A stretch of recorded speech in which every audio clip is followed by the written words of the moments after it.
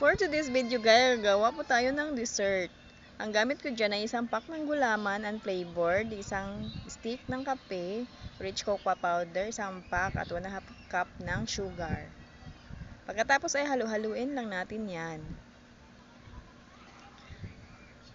Tapos ay lagyan natin ng 800 ml na tubig. Paghalu-haluin natin dahil mga buo-buo yan. At yan na nga, pag nahalo na natin siya ay isasalang na natin siya sa mahinang apoy hanggang sa siya ay kumukulo na. Yan na nga, kumulo na siya. Pag kumulo na, isalin na natin sa malinis na container. Yan. Set aside muna natin yan guys. At magdudurog na muna ako ng pajibar habang naghihintay na matitigas na yun. Bale, 6 na pajibar ang nagamit ko dyan. So, yan na nga, tumigas na siya. Pwede na natin siyang mahiwa-hiwa.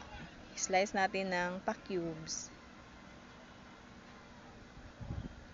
At tama nga kayo, ang gagawin ko ngayon ay jelly fudge.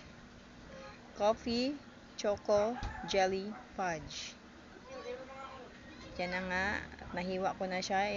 Sasalin ko yan sa ibang container na naman. Dahil gagawa pa tayo ng cream. O isang evap, 1/2 cup na condense, isang cheese bar. Tunawin natin yung cheese. Lutuin natin sa mahinang apoy at may cornstarch nga na tinunaw ko na sa 1/2 cup na tubig. Isang kutsarang cornstarch na tinunaw sa 1/2 cup na tubig at yan, pag malapot na, naluto na yung cheese. Ganyan guys, malapot na siya.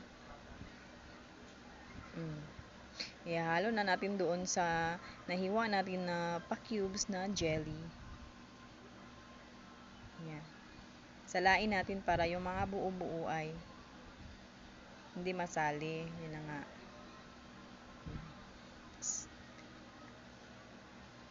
Pagkatapos niyan ay, yan na nga, gumagawa na ako ng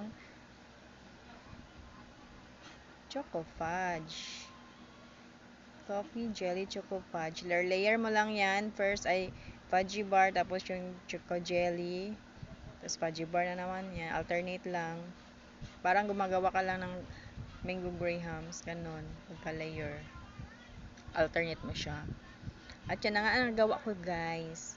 Bali nakagawa ako ng 15 pieces. Nilagyan ko na rin ng sticker na thank you at spork. Para hindi na mahirapan yung customer sa pagkain. May kutsara na siya.